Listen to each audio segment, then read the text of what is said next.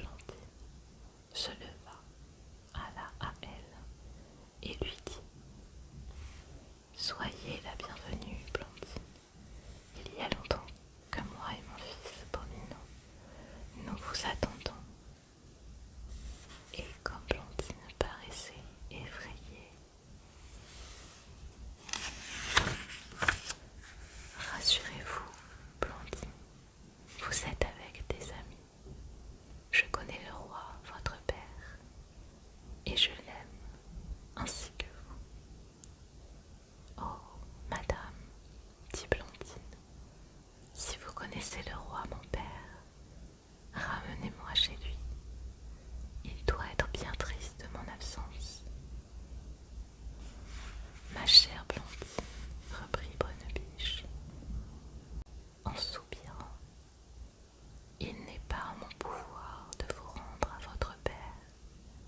Vous êtes sous la puissance de l'enchanteur de la forêt des lilas. Moi-même je suis soumise à son pouvoir, supérieur au mien, mais je puis envoyer à votre père des songes qui le rassureront sur votre sort et qui lui apprendront que vous êtes chez moi. Comment, madame, s'écria Blondine avec effroi, ne reverrai-je jamais mon père, mon pauvre père que j'aime tant? Chère Blondine, ne nous occupons pas de l'avenir. La sagesse est toujours récompensée. Vous reverrez votre père, mais pas encore. En attendant, soyez docile et bonne. Pominon et moi, nous ferons tout notre possible pour que vous soyez heureux. Blondine soupira et répandit quelques larmes. Puis elle pensa que c'était mal reconnaître la bonté de Bonnebiche que de s'affliger d'être avec elle. Elle se contint donc et s'efforça de causer gaiement. Bonnebiche et Pominon la menèrent voir l'appartement qui lui était destiné. La chambre de Blondine était toute tapissée de soie rose, brodée en or. Les meubles étaient en velours blanc, brodés admirablement avec les soies les plus brillantes. Tous les animaux, les oiseaux, les papillons, les insectes y étaient représentés. Près de la chambre de Blondine était son cabinet de travail. Il était tendu en damas bleu de ciel brodé en perles fines. Les meubles étaient en moire d'argent, rattachés avec de gros clous en turquoise. Sur le mur étaient accrochés deux magnifiques portraits représentant une jeune et superbe femme et un charmant jeune homme. Leur costume indiquait qu'ils étaient de race royale. De qui sont ces portraits, madame? Demanda Blondine à Bonnebiche. Il m'est défendu de répondre à cette question, chère Blondine. Plus tard, vous le saurez. Mais voici l'heure du dîner. Venez, Blondine. Vous devez avoir appétit. Blondine, en effet, mourait de faim. Elle suivit Bonnebiche et entra dans une salle à manger où était une table servie bizarrement. Il y avait un énorme coussin en satin blanc placé par terre pour Bonnebiche.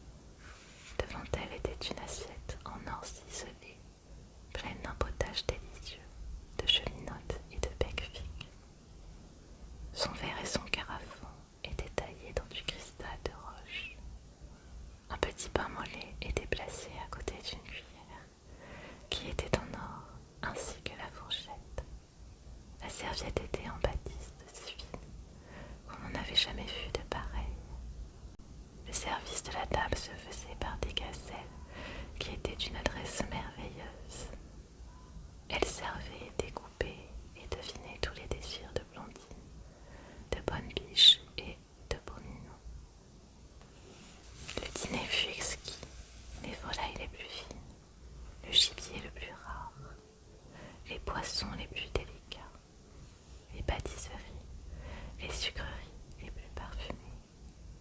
Blondine avait faim, elle mangea de tout et trouva tout excellent. Après le dîner, Bonne Biche et Beau Minon menèrent Blandine dans le jardin. Elle y trouva les fruits les plus succulents et des promenades charmantes. Après avoir bien couru, s'être bien promenée, Blandine rentra avec ses nouveaux amis. Elle était fatiguée.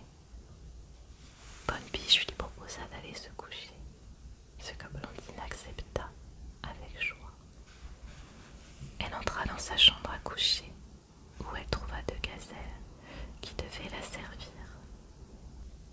Elles la déshabillèrent avec une habileté merveilleuse, la couchèrent et s'établirent près du lit pour la veiller. Blondine ne tarda pas à s'endormir, non sans avoir pensé à son père et sans avoir amèrement pleuré sur sa séparation.